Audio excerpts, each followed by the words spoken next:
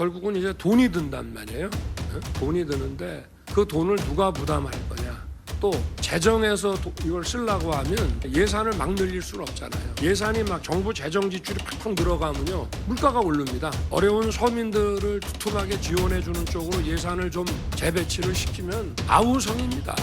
아우성이에요. 내년 선거 때 보자. 아주 탄핵시킨다. 뭐 이런 얘기까지 막 나옵니다. 제가 하라면 하십시오. 그렇지만 여기에는 써야 된다. 최저임금 인상률 한 자릿수 이제는 바꿀 때가 되었습니다.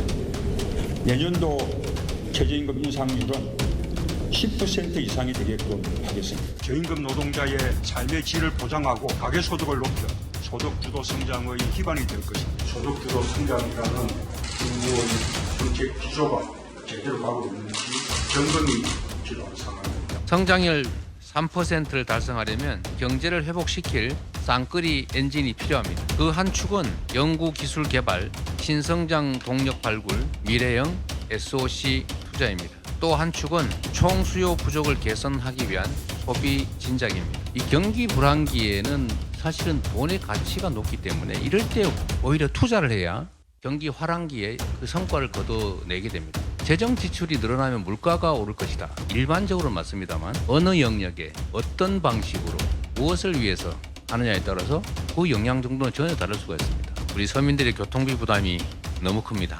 청년들의 교통비 부담을 줄일 수 있도록 청년 3만 원 패스를 제안합니다. 이 제도가 안정적으로 정착되면 전 국민을 상대로 확대하도록 하겠습니다. 청년 3만 원 패스 관련된 소요 예산은 얼마나 생각하시는지, 그리고 그에 대한 재원 조달 마련은 어떻게 하실 건지. 정책위에서 그 계산해 보셨나요? 청년 패스는 특별한 예산 소요를 동반하지 않는 걸로 정책에는 판단하고 있습니다. 구체적으로 좀 설명을 해주셔야 될 것 같은데. 예, 우리 대표님 아까 말씀하신 월세 세액공제 관련해서 아니요, 잠깐만요.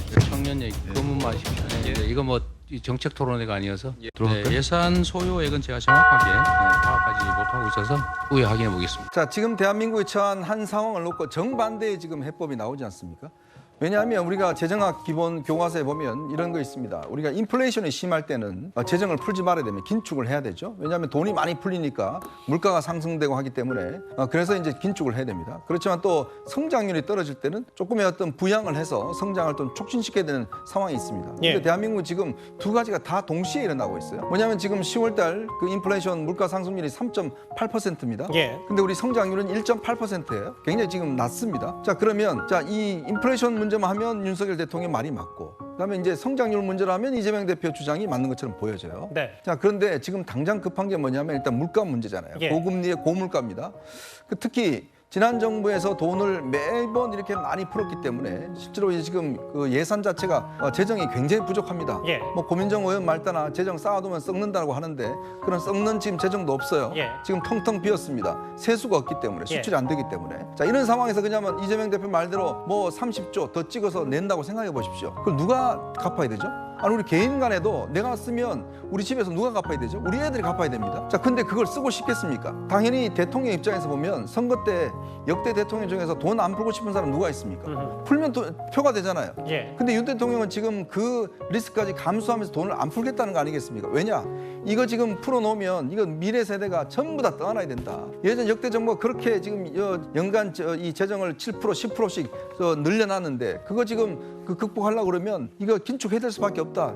지금 그런 상황에서 유리함에도 불구하고 그걸 포기하고 긴축을 하는 거거든요. 근데 반대로 지금 이재명 대표는 빚을 내서라도 좀 풀자고 합니다. 그럼 본인이 어떻게 갚을 건가요? 아니잖아요. 그게 쉽게 되는 게 아닙니다. 본인은 뭐 경기도지사 할 때 법인카드 쓰고 했지만 그렇게 국민들은 법인카드 없습니다. 그러니까 국민들은 정말 아껴 써야 되거든요. 자, 그런 상황이라면 도대체 그러면 그 돈을 누가 갚을지, 그리고 이 예산이 얼마나 들지, 그 예산 축정부터 먼저 해야 되는 거 아니겠습니까?